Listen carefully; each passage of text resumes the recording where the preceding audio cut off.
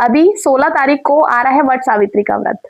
तो वट सावित्री का जो व्रत है वो किया क्यों जाता है, इसकी क्या मान्यताएं हैं, आप इसको थोड़ा सा स्पष्ट करिए।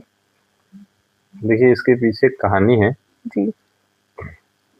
कहानी ऐसा है, एक सत्यवान नाम का एक व्यक्ति था।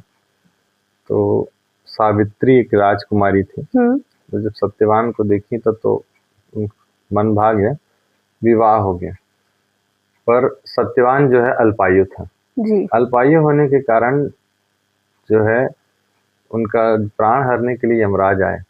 जब यमराज जी सत्यवान का प्राण लेकर के जब जाने लग गए, सावित्री अति पतिव्रता थी। तो पतिव्रता जब थी सावित्री, तो पति के प्राण को जब ले जाते देखी तो वो यमराज के पीछे पीछे चली गई। अच्छा। पीछे पीछे पहले पृथ्वी तक, है ना, फिर पृथ्वी से बाहर यमलोक तक चली गई। जी। बार बार यमराज से प्रार्थना करती। प्रार्थना करते करते अब यमराज देखे कि बहुत आगे आगे, जहां तक कोई नहीं पहुंचा है, यमलोक के द्वार तक पहुंच गए, जहां तक आज तक कोई भी मनुष्य नहीं पहुंचा है। जी। तो यमराज को भी बहुत आश्चर्य हुआ कि इनके पास ऐसी कौन सी शक्ति है जिसके कारण वो यहाँ तक आ गए।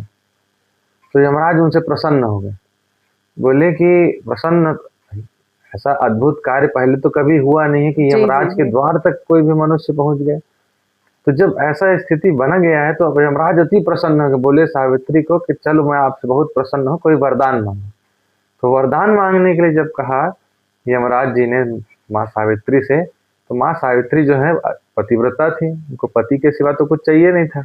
लेकिन वो पूर्व में कई बार यमराज जी से प्रार्थना कर चुकी थी कि पति के प्राण छोड़ दीजिए। यमराज जी क्या है, अपने कर्म बंधन से बंधे हुए, उनको तो उनका समय पूरा हो चुका था सत्यवान का, तो प्राण तो लेना ही था। तो वो अपना धर्म कैसे छोड़ दें, और पतिव्रता स्त्री अपने पति को कैसे छोड़ दे, दोनों की धर्म का जो बंधन था तो धर्म संकट की स्थिति पैदा कर दिया था। तो माता सावित्री बोली कि मैं अति प्रतिव्रता हूँ, मेरे पति का प्राण तो आप ले जा रहे हैं जी, तो आप मुझे पुत्रवती होने का आशीर्वाद